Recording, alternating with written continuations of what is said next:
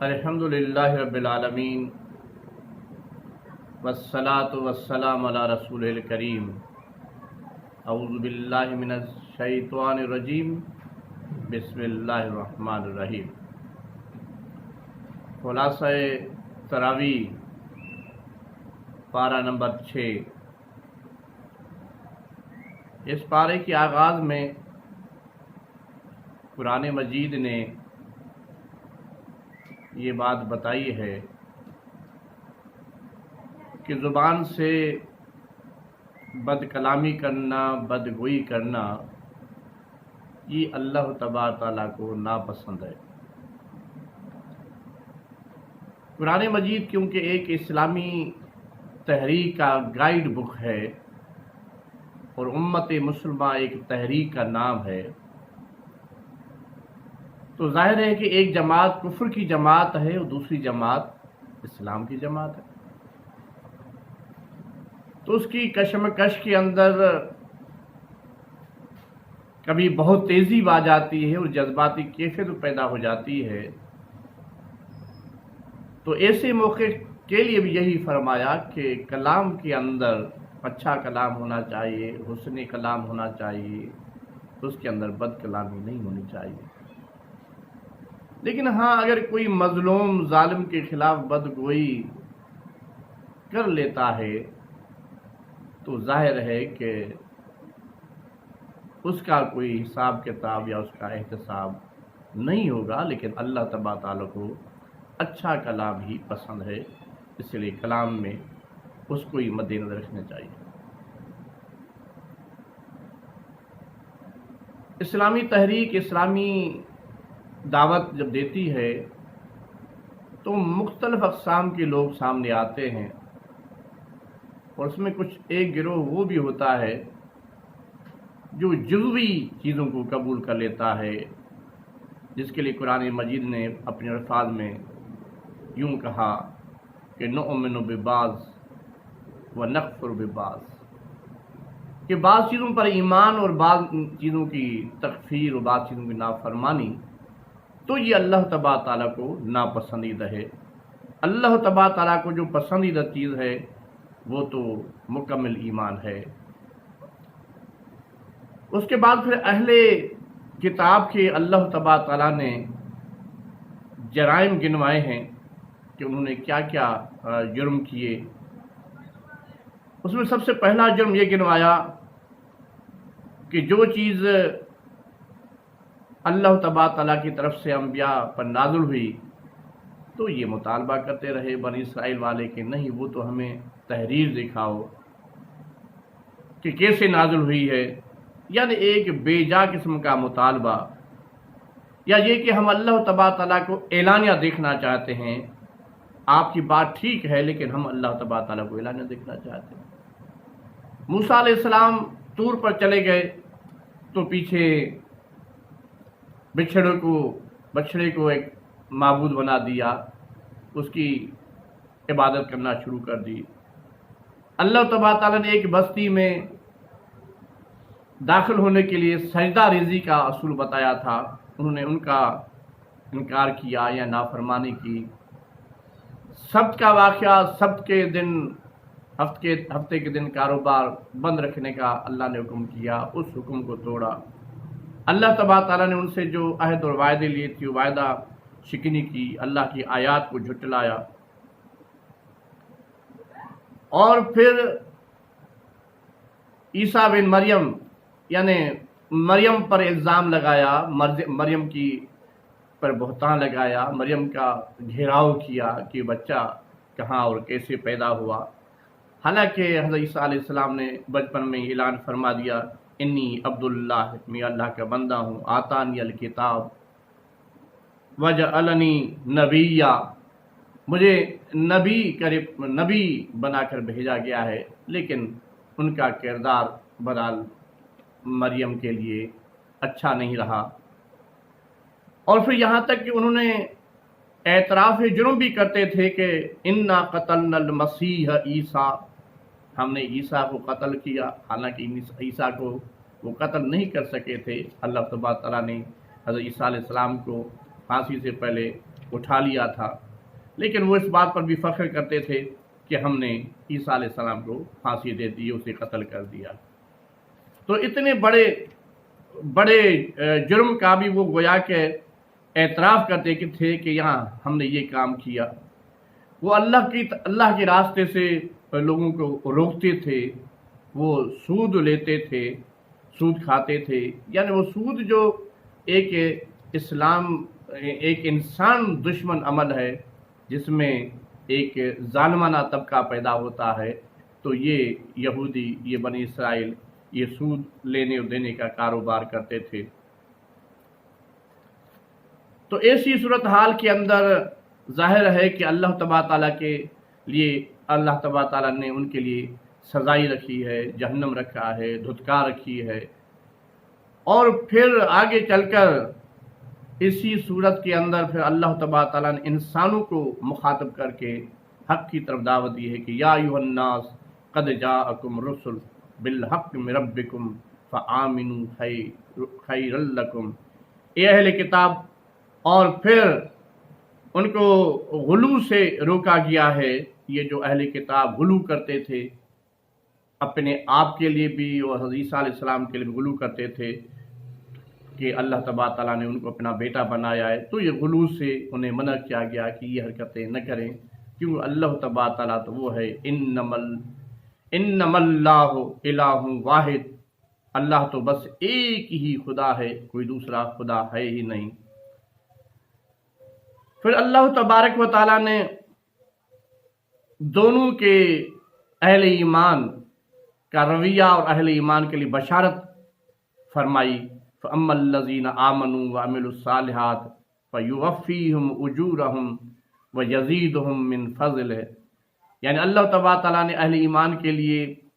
جو عمل صالح بھی کرتے ہیں ان کے لیے بڑے اجر کا اعلان کر دیا، اور جو تکبر میں ہیں ان کے لیے عذاباً علیمہ کی بات کی گئی کہ ان کے لیے دردناک عذاب ہے، بڑا عذاب ہے۔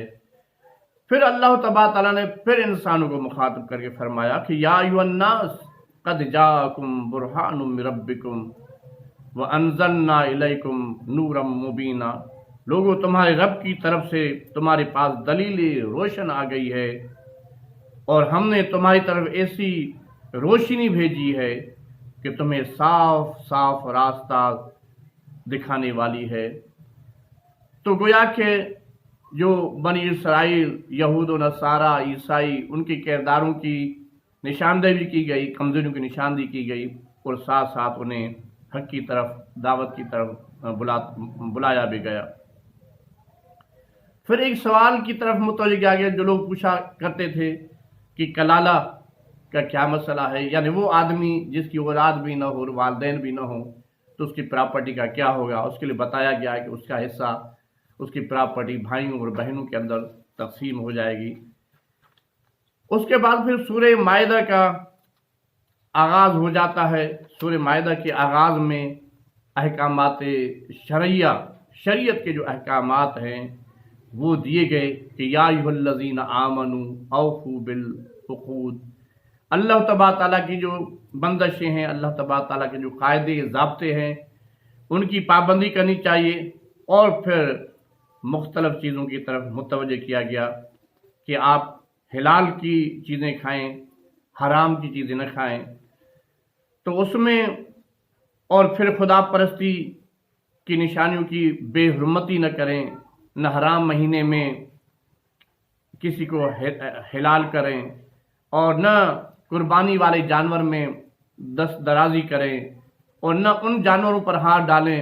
جو نذرانے کے طور پر خدا کے نذرانے کے لیے مقرر کیے گئے ہوں، اور نہ ان لوگوں کے ساتھ چھیڑ خانی کریں جو اللہ تبارک و تعالیٰ کی طرف کعبۃ اللہ کی طرف چل پڑے ہیں، ان کے راستے میں رکاوٹ یا ان کے لیے مسائل و مشکلات پیدا نہ کریں۔ اور جو مد مقابل آپ کے لوگ ہیں جن کے خلاف آپ برسر پیکار ہیں، لیکن کبھی مشتعل ہو کر ایسا رویہ نہ اختیار کریں جس میں ان کے ساتھ کوئی زیادتی والا عمل ہو جائے، خدا ترسی کریں۔ اور پھر یہ فرمایا کہ जो हक है, जो सच है, उसमें एक दूसरे के साथ तावन करें, वो गलत काम में किसी का भी साथ तावन न करें। फिर उसके बाद फिर हराम चीज़ों की तरफ तवज्जो दिलाई गई कि मुर्दार हराम है, खून हराम है, सूअर का गोश्त हराम है, और वो जानवर जिसको खुदा के अलावा किसी और के नाम पर ज़बह किया गया हो, जिसका गला घुट गया हो, जो चोट में मर गया हो,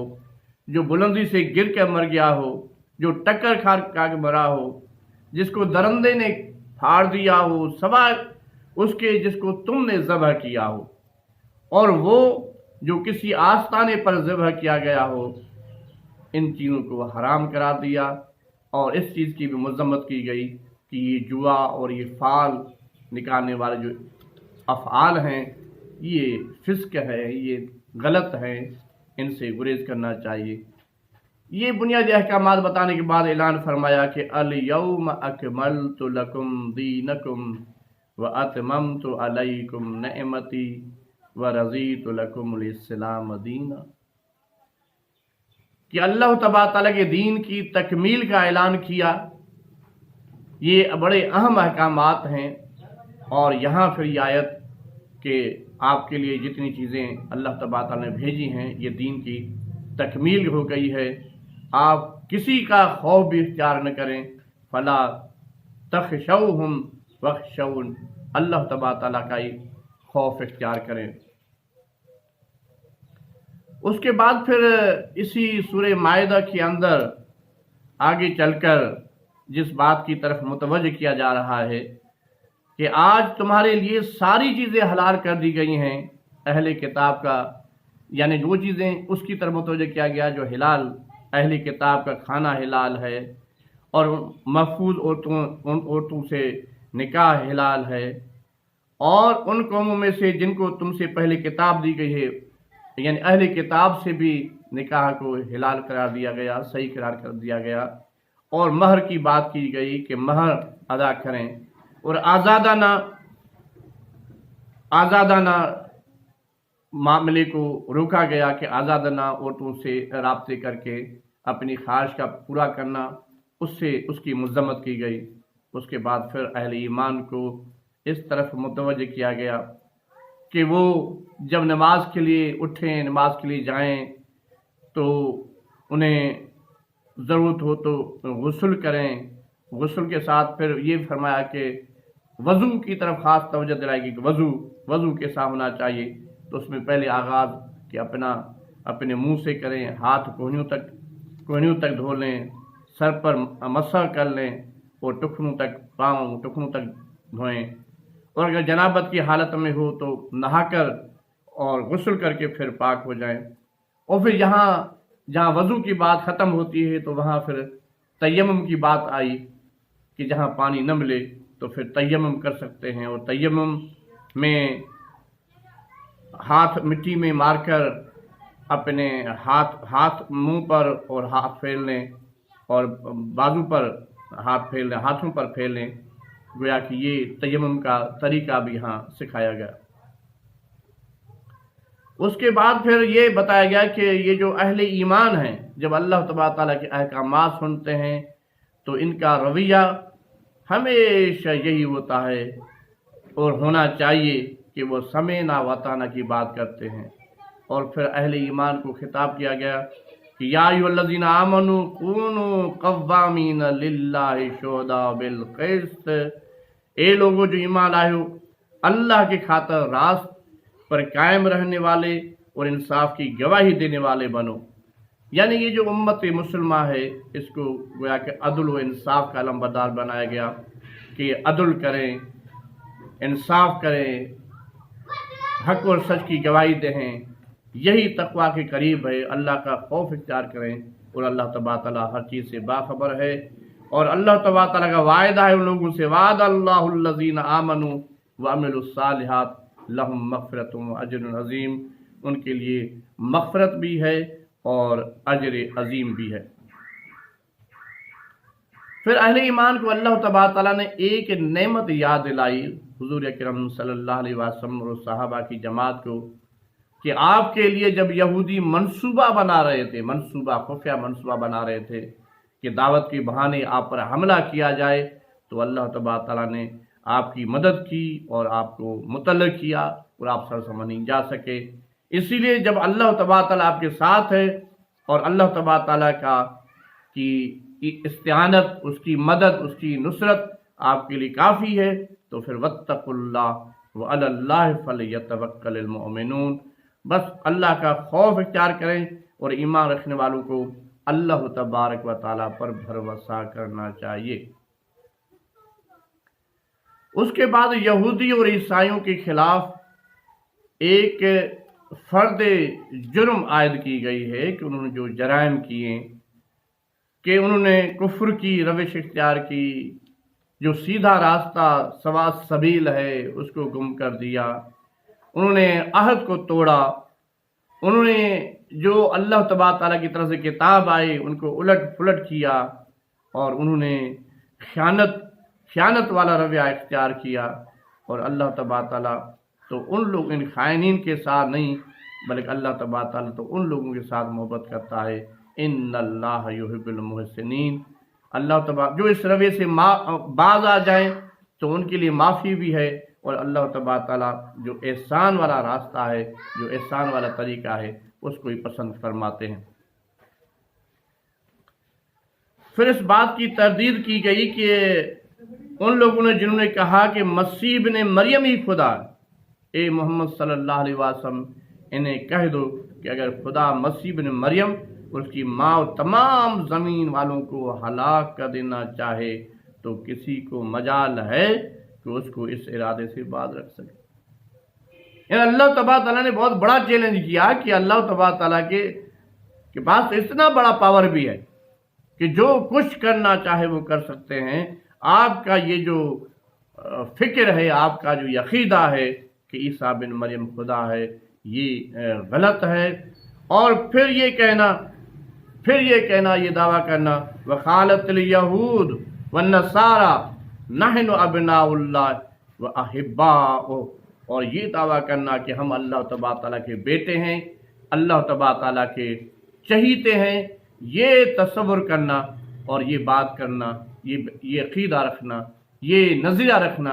بالکل غلط بات ہے۔ اور پھر اہل کتاب سے قرآن مخاطب ہوتا ہے، یا اہل الکتاب قد جاءکم رسولنا یبین لکم علی فترۃ من رسل ان تقولوا ما جاءنا من بشیر ولا نذیر فقد جاءکم بشیر ولا نذیر واللہ علی کل شیء قدیر۔ اہل کتاب کی طرف پھر خطاب ہوا کہ اہل کتاب، ہمارا یہ رسول ایسے وقت میں تمہارے پاس آیا ہے کہ دین کی واضح تعلیم تمہیں دے رہا ہے، جبکہ رسولوں کی آمد کا سلسلہ ایک مدت تک بند تھا تاکہ تم یہ نہ کہہ سکو کہ ہمارے پاس کوئی بشارت دینے والا،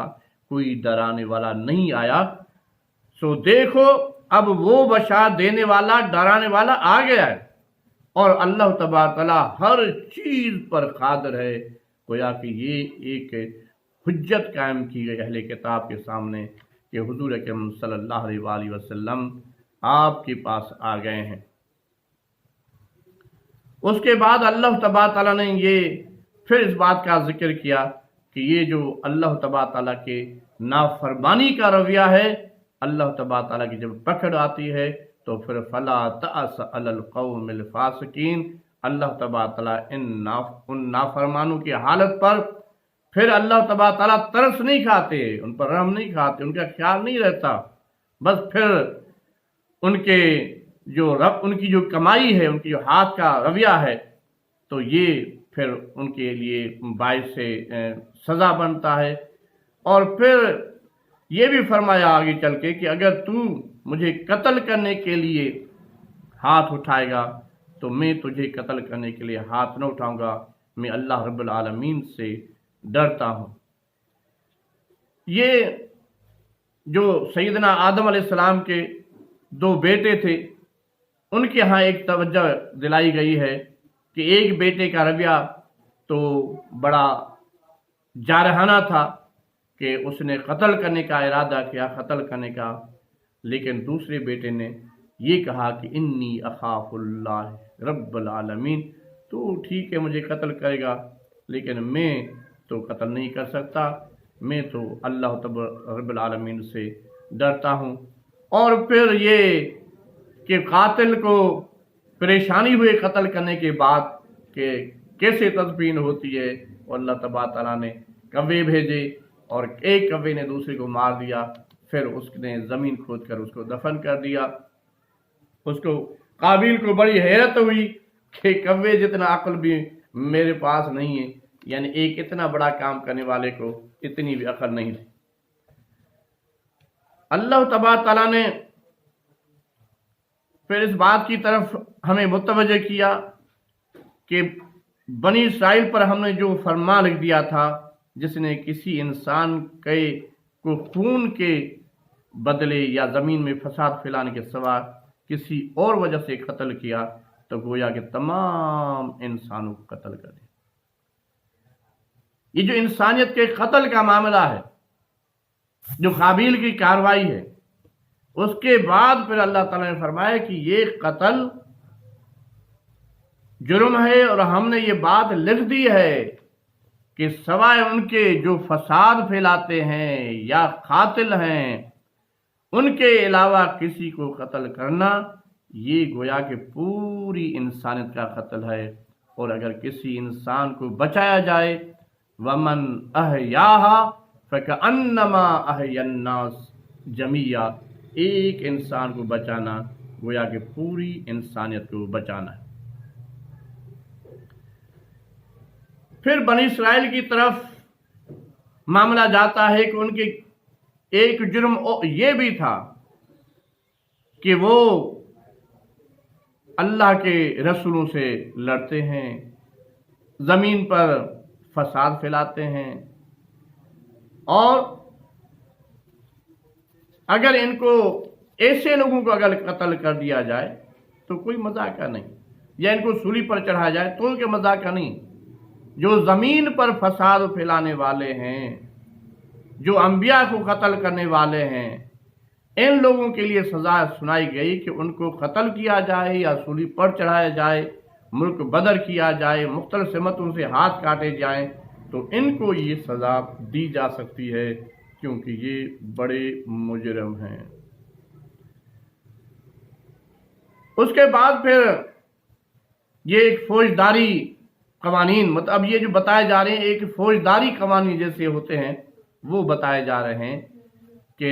کوئی جرائم ہو تو پھر کیا ہو، والسارق والسارق فاقطعوا ایدیہما، اگر خاتون چور ہو یا مرد چور ہو، چوری کرے تو اس کا ہاتھ کاٹ دیا جائے گا، یہ اس کی سزا سنائی گئی۔ کیونکہ یہ اسلام جو ہے وہ عدالت کا پورا نظام چاہتا ہے، تو اس نظام کے اندر قتل کے بدلے میں قتل ہوگا، اور جو کسی کا ہاتھ کاٹے گا اس کا ہاتھ کاٹا جائے گا، جو کسی کی آنکھ نکالے گا اس کی آنکھ نکالی جائے گی۔ یہ ایک فوجداری قانون ہے، اور اللہ تبارک تعالیٰ نے اعلان فرمایا کہ ان اللہ یحب المقسطین، اللہ تبارک تعالیٰ انصاف کرنے والوں سے محبت کرتا ہے۔ یعنی انصاف یہ ہے کہ جو لوگ اس قسم کی کارروائی کرتے ہیں وہ اس بات کے مستحق ہیں کہ انہیں سزا دی جائے۔ اور پھر اللہ تبارک تعالیٰ نے بہت اہم بات بتائی، وہ یہ کہ وَكَيْفَ يُحَكِّمُونَكَ وَعِندَهُمْ تَوْرَاتٌ فِيهَا حُكْمُ اللَّهِ ثُمَّ يَتَوَلَّوْنَ مِن بَعْدِ ذَلِكَ وَمَا أُولَٰئِكَ بِالْمُؤْمِنِينَ، یہ تمہیں کیسے حکم بناتے ہیں جبکہ ان کے پاس تورات موجود ہے جس میں اللہ کا حکم لکھا ہوا ہے، اور پھر یہ اس سے منہ موڑ رہے ہیں۔ اصل بات یہ کہ یہ لوگ ایمان ہی نہیں رکھتے، یعنی یہ اپنے کتاب پر ایمان نہیں رکھتے، جو احکامات دیے گئے ہیں انہیں وہ قبول نہیں کرتے، اللہ کی کتاب، اللہ کی تنزیل کو کہ وہ مذاق اڑاتے ہیں۔ تو ایسے لوگوں کے لیے کیا ہونا چاہیے؟ ایسے لوگوں کے لیے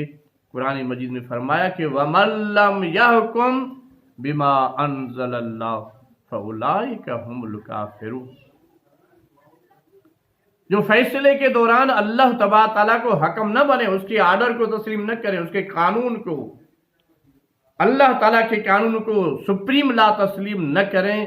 تو ایسے لوگوں کے لیے فرمایا کہ فَأُولَٰئِکَ هُمُ الْکَافِرُونَ، اور پھر دوسری آیت میں فرمایا کہ وَمَن لَّمْ يَحْكُم بِمَا أَنزَلَ اللَّهُ فَأُولَٰئِکَ هُمُ الظَّالِمُونَ، وہ ظالم ہیں۔ اور تیسری جگہ فرمایا کہ یہ وَمَن لَّمْ يَحْكُم بِمَا أَنزَلَ اللَّهُ فَأُولَٰئِکَ هُمُ الْفَاسِقُونَ۔ اللہ تبارک تعالیٰ کی تنزیل کو، اللہ تبارک تعالیٰ کے حکم کو چھوڑ کر جو فیصلے کرے، قرآن نے ان کو 3 الفاظ سے یاد کیا ہے کہ یہ ظالم بھی ہیں، یہ فاسق بھی ہیں، اور یہ کافر بھی ہیں۔ پھر چاہے یہ بنی اسرائیل میں سے ہوں، چاہے عیسائیوں میں سے ہوں، چاہے یہ مسلمانوں میں سے ہوں، کیونکہ اللہ سب کا ایک ہے۔ جو آدم علیہ السلام نے جس اللہ تبارک تعالیٰ کی طرف دعوت دی تھی،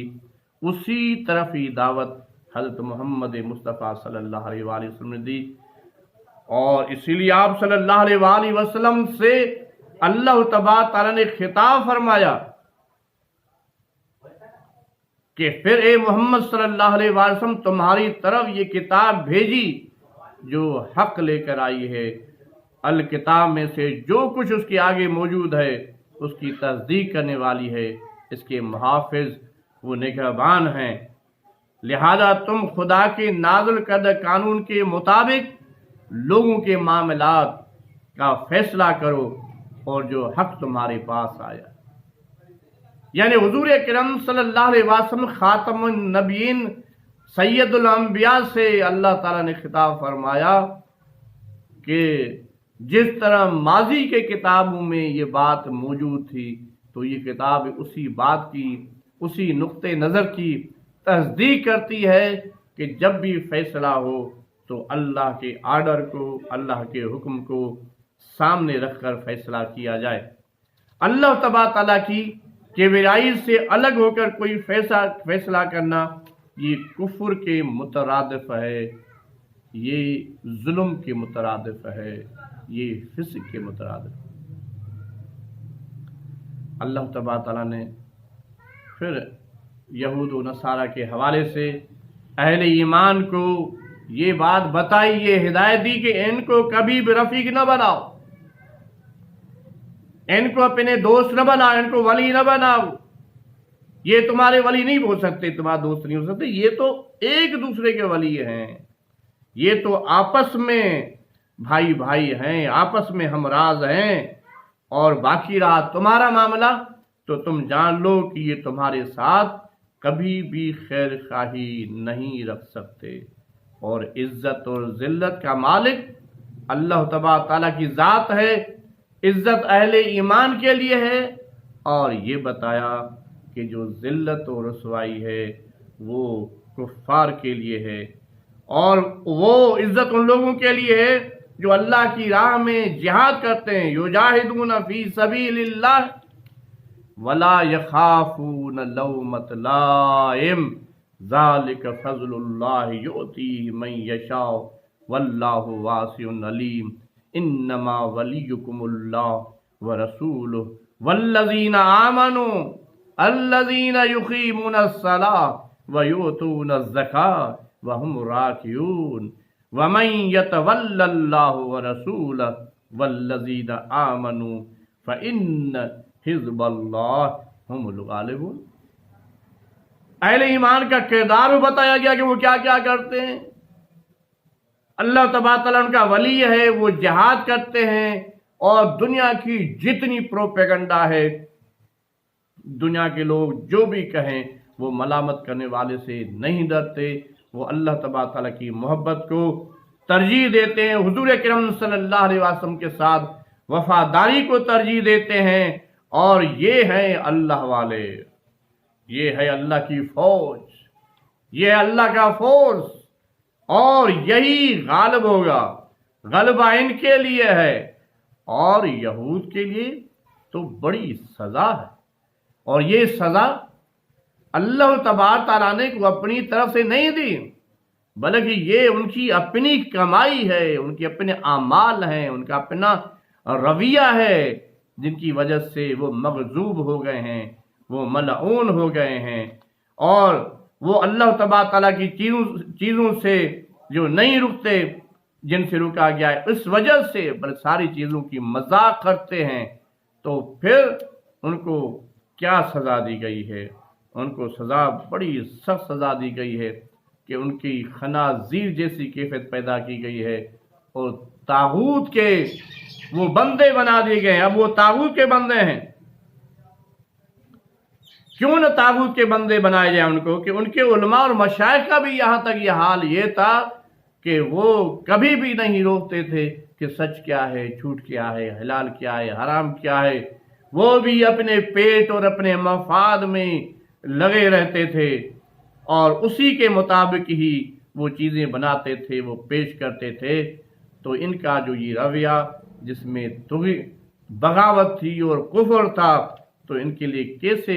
اللہ تبارک تعالیٰ کے ہاں کوئی انعام، کوئی مغفرت ہوگی، کوئی سیدھا راستہ ہوگا؟ اللہ تبارک تعالیٰ نے اعلان فرمایا کہ واللہ یحب المفسدین۔ یہ یہودیوں کا کردار، جو فساد پھیلانے والا کردار، یہودیوں کا کردار کیا رہا؟ ماضی میں بھی، حال میں بھی، دائیں بھی، بائیں بھی، مشرق بھی، مغرب بھی، یہودیوں نے ہمیشہ فساد پھیلانے والا کام کیا ہے۔ اس لیے قرآن مجید نے یہ اعلان فرمایا کہ واللہ لا یحب المفسدین۔ یہ تو کہتے ہیں کہ ہم اللہ کے چہیتے ہیں، اور نعوذ باللہ ہم اللہ کے بیٹے ہیں، لیکن اللہ تبارک تعالیٰ اعلان فرماتے ہیں کہ میں انہیں پسند ہی نہیں کرتا۔ جو میری زمین پر فساد پھیلائیں میں انہیں پسند ہی نہیں کرتا۔ اور پھر حضور اکرم صلی اللہ علیہ وسلم کی طرف خطاب ہوتا ہے کہ یا ایھا الرسول بلغ ما انزل الیک من ربک۔ آپ صلی اللہ علیہ وسلم سے خطاب ہوتا ہے کہ ایک پیغمبر، جو کچھ تمہارے رب کی طرف سے نازل کیا گیا ہے وہ لوگوں تک پہنچاؤ۔ گویا کہ یہ بات کلیئر کر دی کہ پہنچانا آپ کی ذمہ داری ہے۔ جو یہ ہیلے بہانے کرتے ہیں، یہ جو مختلف چیزیں کرتے ہیں، یہ کرتوت ان کے اپنے ذمے ہوں گے، اپنے لیے کماتے، اپنے جو کچھ کرتے ہیں اپنے لیے کرتے ہیں۔ آپ کا کام وما علینا الا البلاغ والی بات کے پہنچا دیجیے۔ باقی ان میں سے جو لوگ کھٹ کر آ جائیں، کوئی بھی ہو، ان الذین آمنوا والذین ہادوا والصابئون والنصارى من آمن باللہ والیوم الآخر وعمل صالحا فلا خوف علیہم ولا هم یحزنون۔ کوئی بھی ہو، ایمان والوں میں سے ہو، یہودی میں سے ہو، صابئی میں سے ہو، نصارہ میں سے ہو، جو بھی سچا کھرا پکا ایمان لے آئے اللہ پر اور آخرت پر، اور عمل صالح، اچھے اعمال کرے، اللہ کی بندگی والے، حضور اکرم صلی اللہ علیہ وسلم کی تابع داری والے، قرآن کو ماننے والے اعمال کرے گا، تو پھر اس کے لیے کوئی خوف نہیں ہے اور کوئی حزن نہیں۔ اللہ تبارک تعالیٰ نے پھر ایک نئے پیرائے میں بنی اسرائیل کو دعوت دی ہے حق کی طرف۔ اعبدوا اللہ ربی وربکم وربکم انہ من یشرک باللہ فقد حرم اللہ علیہ الجنۃ ومأواہ النار وما للظالمین من انصار۔ اللہ تبارک تعالیٰ نے عیسیٰ نے اپنی قوم کے جو الفاظ کہے، انہی الفاظ کے اندر کہ اللہ تبارک تعالیٰ آپ کا بھی رب ہے اور میرا بھی رب ہے، اور اس کے شرک کا جو رویہ ہے یہ غلط ہے، یہ جہنم کی طرف لے جاتا ہے۔ اور پھر ایک نئے پیرا میں یہ بات دہرائی گئی کہ مسیح بن مریم اس کے سوا کچھ نہیں ہے، کہ بس ایک اللہ کے رسول ہیں۔ یہ جو تمہارا عقیدہ ہے، یہ جو تمہارا فکر ہے، یہ جو تین خداؤں کا فکر ہے، یہ دو خداؤں کا فکر ہے، یہ خدا کے بیٹے کا فکر ہے، یہ سب غلط ہے۔ اور یہ جو تم غلو کرتے ہو، یہ غلو غلط غلو ہے۔ اللہ تبارک تعالیٰ اس غلو کو پسند نہیں کرتا۔ جس کی جو حیثیت ہے انبیاء علیہ السلام، یقیناً اللہ تبارک تعالیٰ کے ایک خاص بندے ہیں، خاص نمائندے ہیں، لیکن وہ